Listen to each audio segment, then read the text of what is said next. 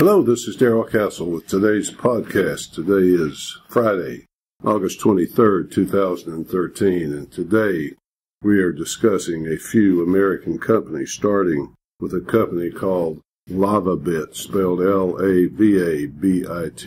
LavaBit, a secure internet email service provider, a profitable and growing company until recently. LavaBit unexpectedly closed down recently, as Doug Casey's International Man commentary puts it, by falling on its own sword, choosing to close down rather than submit to the dictates of the American government and compromise their clients' privacy.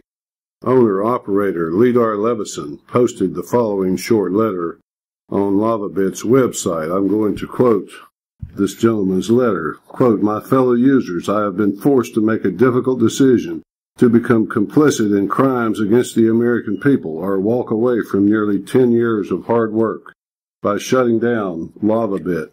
And after significant soul searching, I have decided to suspend operations. I wish that I could legally share with you the events that led to my decision. I cannot. I feel you deserve to know what's going on. The First Amendment is supposed to guarantee me freedom to speak out in situations like this. Unfortunately, Congress has passed laws that say otherwise. As things currently stand, I cannot share my experiences over the last 6 weeks, even though I have twice made the appropriate requests. What's going to happen now? We've already started preparing the paperwork needed to continue to fight for the Constitution in the Fourth Circuit Court of Appeals. A favorable decision would allow me to resurrect LavaBit as an American company. This experience has taught me one important lesson. Without congressional action or a strong judicial precedent, I would strongly recommend against anyone trusting their private data to a company with physical ties to the United States. Sincerely, Darrell Castle." According to an article in the Wall Street Journal, the IT service industry in the U.S. could lose up to $180 billion to non-U.S. companies because of fear from NSA surveillance, foreign companies staying far away from the United States, just what we need. LavaBit, it is rumored. I say rumored because, as Mr.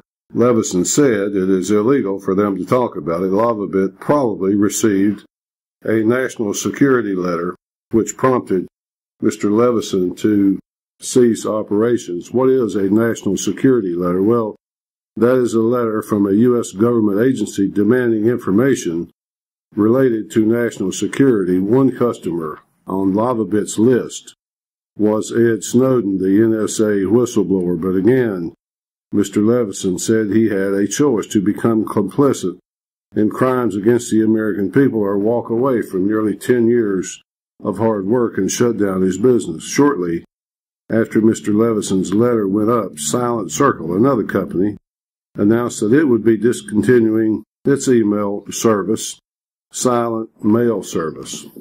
Again, as the International Man puts it, having a physical presence in the United States puts Silent Circle clearly within the crosshairs of the U.S. government. And folks, this is not the first time.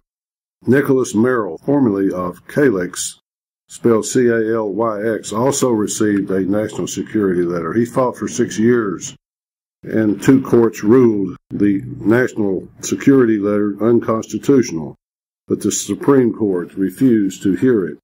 Pete Ashdown of X-Mission was issued a FISA warrant to install surveillance equipment. If you recall, in the last podcast, we talked about FISA warrants, the Foreign Intelligence Surveillance Act warrants to install surveillance equipment in his email servers. Since FISA is not a public court, it is impossible to fight this warrant request, he said. Joseph Naccio of Quest refused to allow his company to cooperate with NSA's newest surveillance program. Quest lost a lot of big government contracts. The company no longer exists, and Mr. Naccio went to jail for insider trading.